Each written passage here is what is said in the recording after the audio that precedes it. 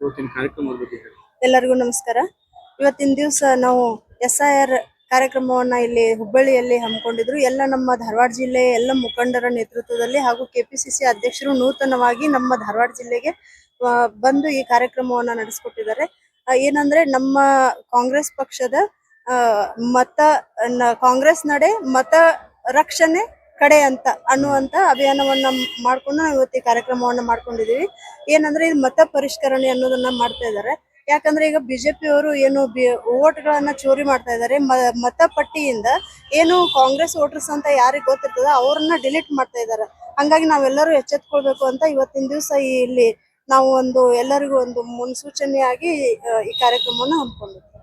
ಈ ಮತ ಪರೀಕ್ಷಣೆಯನ್ನು ಏನು ಈ ಅಭಿಯಾನ ಐತಿ ಇದೇನ್ ತಂದಾರಲ್ಲ ಮೇಡಮ್, ಸಮರ್ಥವಾಗಿ ನಡೀತೈತೆ ಅನ್ನೋದು ನಿಮ್ಮ ಅಭಿಪ್ರಾಯನ? ಸಮರ್ಥವಾಗಿ ನಡೆಸಬೇಕು ಅಂತಾನೆ ಇದನ್ನ ಇವತ್ತು ನಾವು ಎಲ್ಲರಿಗೂ ಟ್ರೈನಿಂಗ್ ಅನ್ನ ಕೊಡ್ತಾ ಇದ್ದಾರೆ. ಇದರಿಂದ ಲೋಪದೋಷ ಕಂಡು ಬಂದಲ್ಲಿ ತಮ್ಮ ನಡೆ ಏನಿರುತ್ತೆ? ಇಲ್ಲ, ಲೋಪದೋಷಗಳು ಆಗ್ಬಾರ್ದಂತಾನೆ ಇದನ್ನ ಎಲ್ಲರಿಗೂ ಟ್ರೈನಿಂಗ್ ಕೊಡ್ತಾ ಇದಾರೆ. ಅದರಿಂದಾಗಿ ಯಾವುದೇ ಲೋಪದೋಷ ಆಗೋದಿಲ್ಲ ಅಂತ ನಾವು ಅನ್ಕೊಂಡೇವೆ.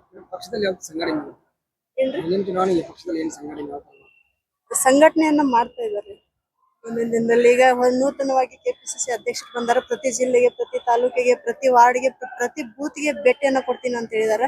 ಹಂಗಾಗಿ ಸಂಘಟನೆ ಇನ್ನೂ ಹೆಚ್ಚಿನ ಮಟ್ಟದಲ್ಲಿ ಆಗ್ತದೆ. ನಮ್ಮ ಸನ್ಮಾನ್ಯ ಮುಖ್ಯಮಂತ್ರಿಗಳಾದ DK ಸಾಹೇಬ್ರ ನೇತೃತ್ವದಲ್ಲಿ, ಹಾಗೆ ನಮ್ಮ BK ಹರಿಪ್ರಸಾದ್ ಸಾಹೇಬ್ರು KPCC ಅಧ್ಯಕ್ಷರು ಅವರ ನೇತೃತ್ವದಲ್ಲಿ ಮುಂದಿನ ದಿನದಲ್ಲೂ 2028ರಲ್ಲೂ ನಮ್ಮ ಕಾಂಗ್ರೆಸ್ ಪಕ್ಷನ ಆಡಳಿತಕ್ಕೆ ಬರ್ತದೆ ಅಂತ ನಾನು ಹೇಳಿಕ್ ಬಯಸ್ತೀನಿ. ಏನಂತಂದ್ರೆ ಹಲವಾರು ವರ್ಷಗಳಿಂದ ನೀವು ಕಾಂಗ್ರೆಸ್ ಪಕ್ಷದ ಕಟ್ಟಾಳವಾಗಿ ದುಡಿತಾ ಇದ್ದೀರಿ.